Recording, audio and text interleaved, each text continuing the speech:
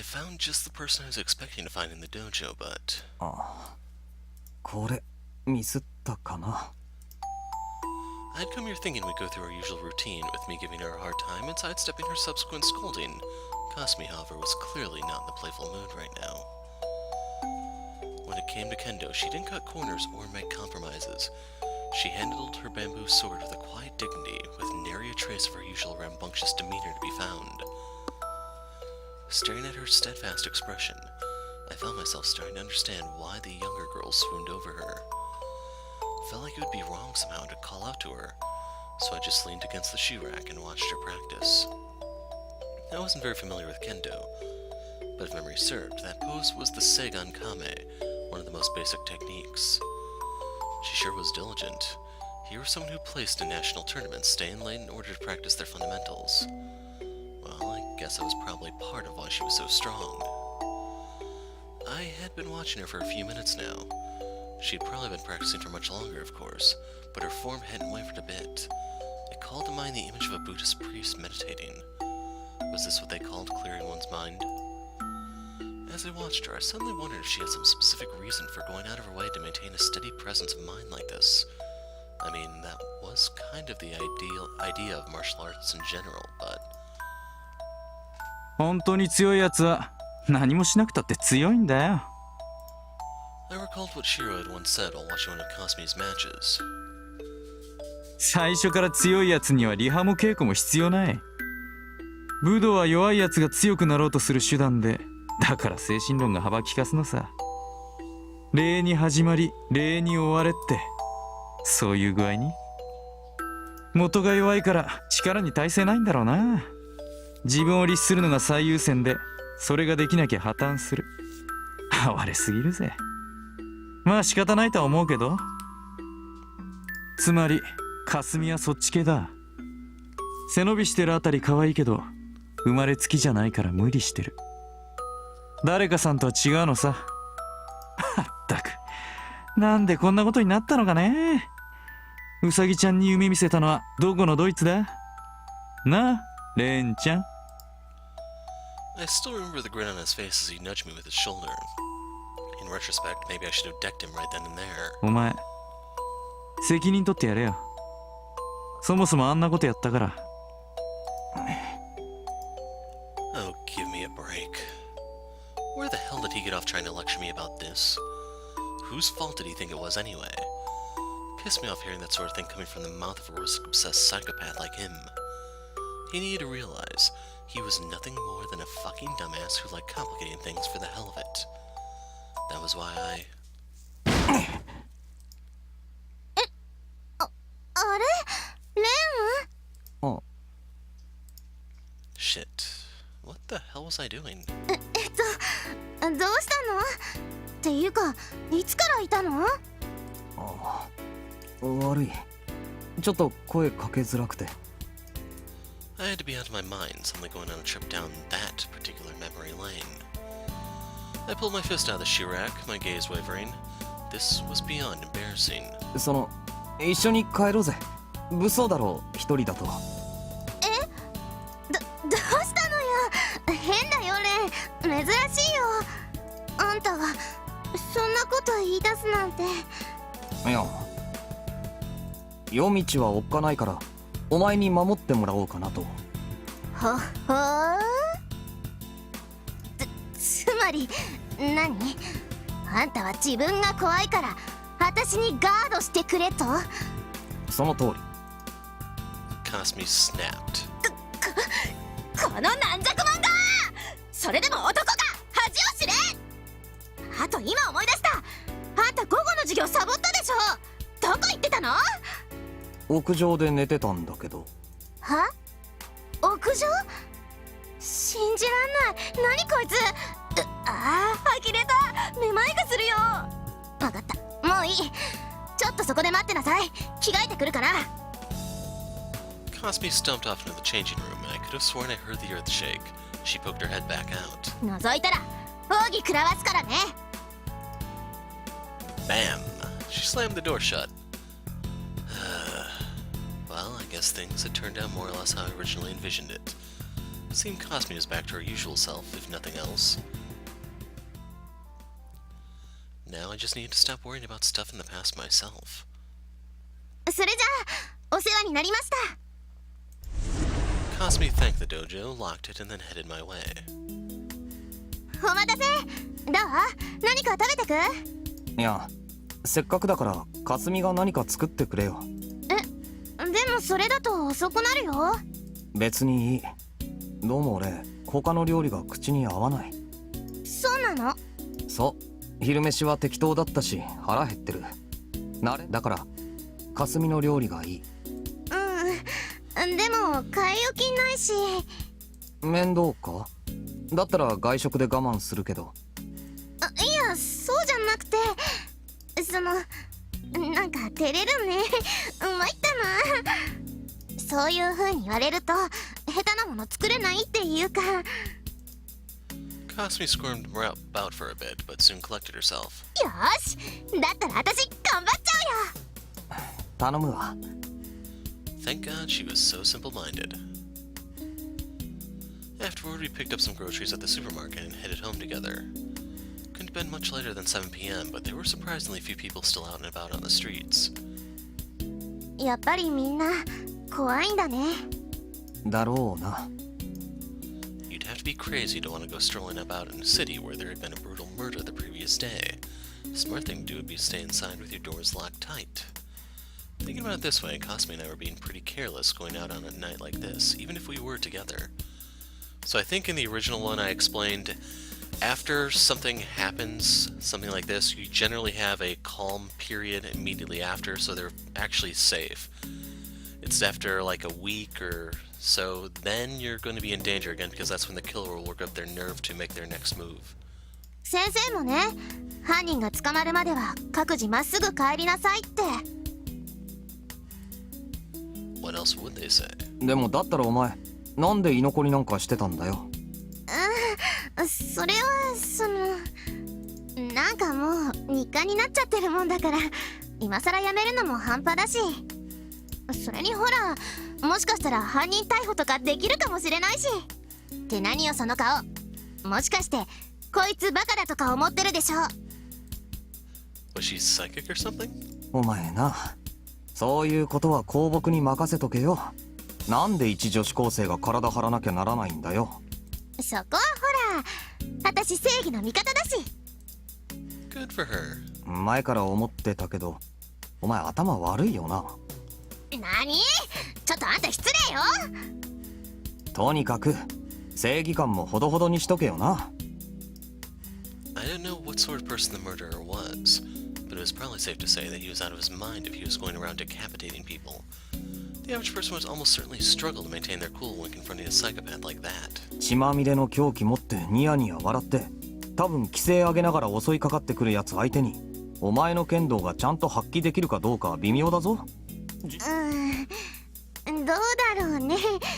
確かにちょっと怖いかも。だろ？ Most people have never had to fight for their lives, so it'd only be natural to freeze up when thrust into a situation like that. Only experience or natural predisposition for this sort of thing could help you there. Not that being experienced with or possessing a gift for life and death struggles would be a good thing, mind you. とにかく物騒なこと考えるなよ。また稽古続けるなら俺も一緒に残るから。やだね。心配してくれてるの？心配だよ。俺一人で帰るのマジ怖いし。はあ、そうですか。いや、素直で結構だとは思うけどね。でもさ、だいぶ前の調子が戻ってきたね。入院したばっかりの頃はなんだか幽霊みたいになっちゃってたけど。だからね。Kasumi smiled softly, her expression feeling somehow mature. 今度何かあった時はちゃんと私に話してね。また前みたいに知らないところで無茶しちゃダメだよ。約束。 She stuck out her pinky. ほら。お前、俺の母さんじゃないんだからさ。そんなようなものじゃない。私に守ってほしいんでしょ。ね。I wondered if it might not be better to just go along with her. 善処するよ。よろしい。Kasumi Kasumi grabbed my hand and forcibly intertwined our pinkies. Never thought I'd be engaging in a pinky swear at this age. Next time something happens, be sure you tell me about it. I didn't want more stuff than I felt uncomfortable talking about to happen to myself. I was more than over that sort of thing. Unfortunately, I always seem to have bad luck keeping these sorts of promises. So this pinky swear instead seemed ominous to me, like it was a portent of some misfortune to come. I couldn't shake that feeling for the rest of the night. After eating dinner, I headed straight to bed, and as soon as I fell asleep, it began. The crimson dream of the guillotine. Indeed, the night was red. A beast lurked in the city. Most beasts were of a nocturnal nature, so it was only natural the hunting of this one took place during the night. And thus the night was stained crimson, with fountains of blood, with dripping pieces of meat, with shattered bones, with the fading embers of life. Thus the beast satisfied its hunger, slaked its thirst in an endless cycle of limitless gluttony. It continued devouring its prey. However, there were also those that hunted such beasts, or perhaps it would be more accurate to describe this kind of phenomenon as mutual predation instead. A beast in the form of a young woman spoke, a grim expression on her face. She was one of the hunters, but she was fundamentally no different from her prey. Indeed, they were one and the same. They both had become beasts through the same obscene method, and took to the hunt for the same reasons. Two beasts of the same forest. If there was a difference to be found between them, it was her youth. But in this case, youth did not equate to an experience. She had killed far more than the older beast before her. Thus she had no intention of pursuing her prey at the current time. For now, she would simply step back and observe the situation, wait for her prey to build experience and mature. She yearned for the day her prey's fangs would grow sharp enough that she could no longer manage them. Let it be said that she was not overestimating her own strength. This was her earnest desire. The hunt would be but a mere farce if her prey was feeble enough to fall to her alone. After all, every one of the hunters was a monster, forged in the flames of hell. Her prey needed to be strong enough to hold its ground against all of them together. まあ難しそうな話だけど。 Her words earlier did not speak of her prey's arrival. Her comrades, the hunters, had arrived instead. And thus she understood. The odds of the prey managing to reach their level were so low that they might as well have been zero. There was no one to be seen in the area. Her comrades hadn't made their presence known through sight or sound, but she could feel them there. Even if one is asleep, he or she is likely to awaken if several people enter the room simply from sensing their presence. This was a similar phenomenon. The room that was Suar City suddenly felt very cramped. If we'd posited that the density of a normal person's existence was 1, then the density of the two who had just arrived was more than 1,000. There could be no doubt that these monsters had devoured more than 1,000 human souls. These were man-eaters far beyond the level of any mere serial killer. They could no longer be called human in any sense of the word. But this was perhaps to be expected. It meant only that they had come prepared. They had made effective use of the past 60 years, it would seem. She had no trouble telling exactly who had arrived. Who could forget such tainted, such utterly abominable souls as theirs? まったく。 Before the words, these two are the absolute worst, could pass from her lips, the girl remembered the descriptor, the absolute worst, applied to all of them just the same, and held her tongue. ともあれ、ようこそシャンバラへ。ようこそ。お待ちしていましたよ、お二人とも。A man garbed in a priest's cassock offered his greetings. 本当にお久しぶりです。米中尉にマレウス准尉。月並みですが、相変わらずのようですね。His voice was calm, even comforting. In contrast, the two beings receiving his greeting emitted a presence that could only be likened to that of a natural disaster. The sick stench of blood hung in the air. The pungent aroma of gunpowder filled the area. The entire world around them reeked with the rotten stench of murder.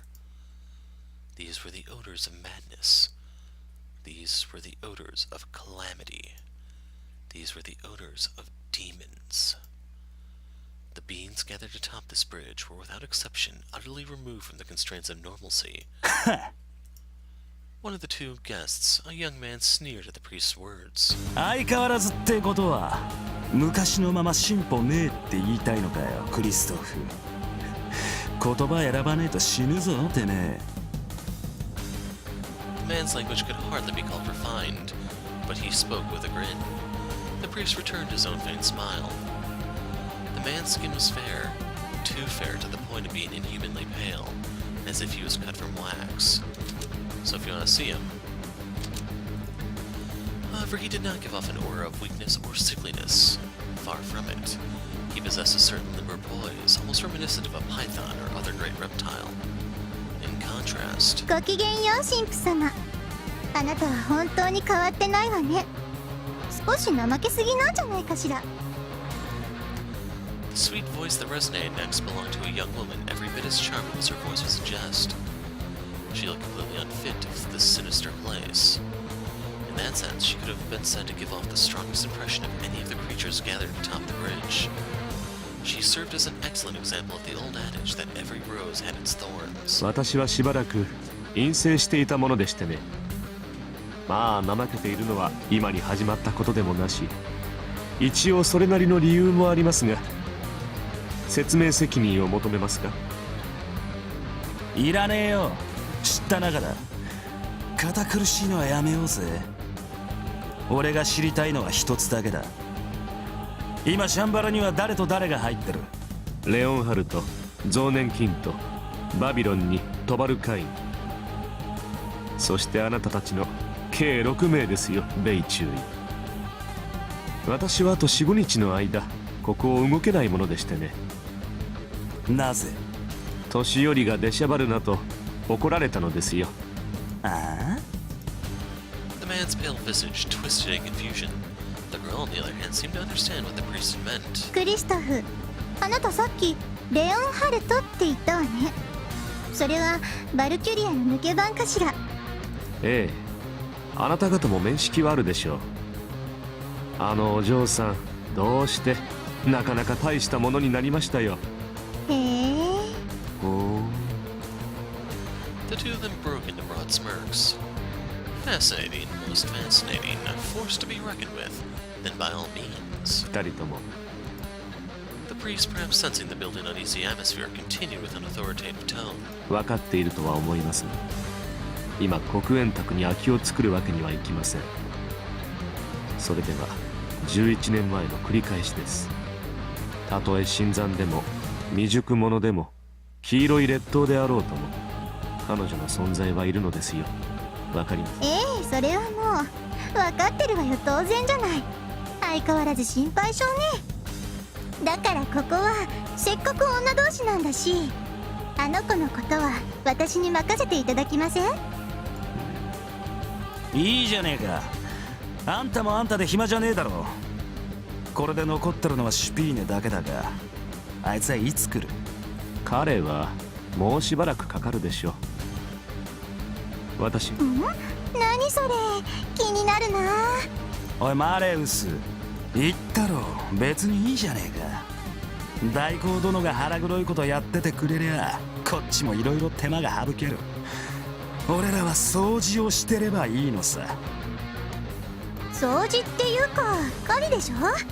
メルクリウスのクソ野郎が代理をよこしているんじゃなかったかしら。順位副首領閣下に対する不敬な物言いはあまり感心しませんね。The priest reproached the girl's choice of words, but his tone made it clear that he was doing it out of no more than mere formality. This Mercurius was clearly rather unpopular, but at the same time it did not seem as if they were making light of him. Quite the opposite, in fact. They spoke of him with disgust, with even a hint of fear. This was a man so despised that even his comrades shunned his very existence. ともあれ副首領閣下は命役に従いそれを使わしているはずです。あなた方はまず彼を探してください。そう難しいことではないでしょう。レオンはあの子は協力してくれないの？というか、この件に関しては彼女に一任しています。まあ新兵に経験を積ませるという意味で顔を立ててやってください。なるほど。了解。楽しくなりそうよ。では。 The priest's tone shifted. The two new arrivals knew it was time to cease with the charades. The look in their eyes grew serious, grim. The very atmosphere around them took on a grave intensity. These were no mere thugs, no mad dogs of war lost in their own power. These were soldiers. The obsidian round table would tolerate no less. The priest spoke. あらゆる悪も、あらゆる罪も、あらゆる鎖も汝を縛れず、あらゆる禁忌に意味はない。汝の神、汝の主が、汝をこの地へ導きたもう。汝はその手に剣を取り、主の敵を滅ぼし尽くせ。So I explained this in Amantes Amentes, but what he's referring to here is the biblical ban. In the times of the tribes of Israel, when Saul was king, the Israelites were given the divine proclamation, basically this: do whatever it takes to win, and after you do, scorch the earth. No survivors, no looting of the stuff. Everything must be completely obliterated so that there's no trace of whatever it is you come into contact with. By completely wiping it out, it will not become a future threat. And it was when Saul broke the ban that he was finally defeated, and that set the framework for King David to take command. So, just be aware it's one of those dark things in the Old Testaments. 生きある者は一人たりとも残されるよう。生ある者は一人残らず捧げるよう。男を殺せ、女を殺せ、老婆を殺せ、赤子を殺せ、犬を殺し、牛馬を殺し、ロバを殺し、ヤギを殺せ。 And yes, complete genocide was part of that. No prisoners, all executed on the spot.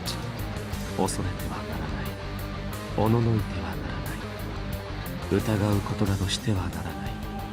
汝は騎士、獣の軍勢、神が許し、私が許す。汝の主がすべてを許す。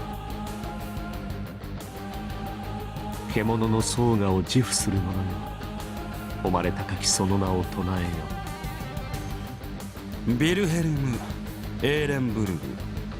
ルサルカ・マリーア・シュベーゲリン。汝が名誉は忠誠なり。我らが名誉は忠誠なり。清掃13騎士団黒煙卓第3位バレリア・トリファークリストフ・ローエングリーンの名においてここに汝らを祝福する。 After a brief pause, the ceremony had drawn to a close.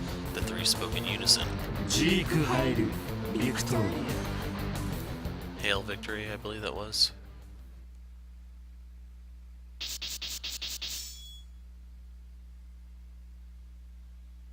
So, 6 of the lances have arrived. In case you're wondering what this is, the lances are the Longinus Drysain Order, that's what it is. 6 out of the 13. You can see the various titles here. Mephistopheles for Reinhard. Tubal Cain, we know who that is. Well, they haven't shown it, but you can see the little picture here. But if you're coming from Amantes Amentes, yes, we do know. Kazaklube is Wilhelm. Leonhardt is K.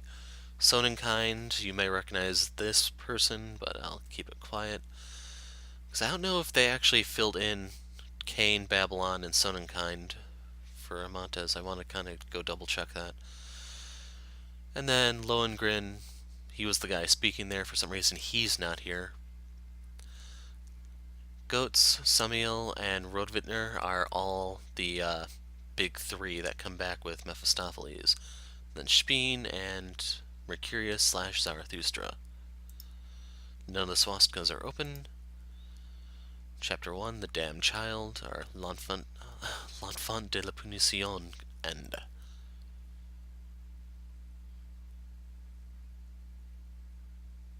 あなたは基地感というものを経験したことがあるだろうか。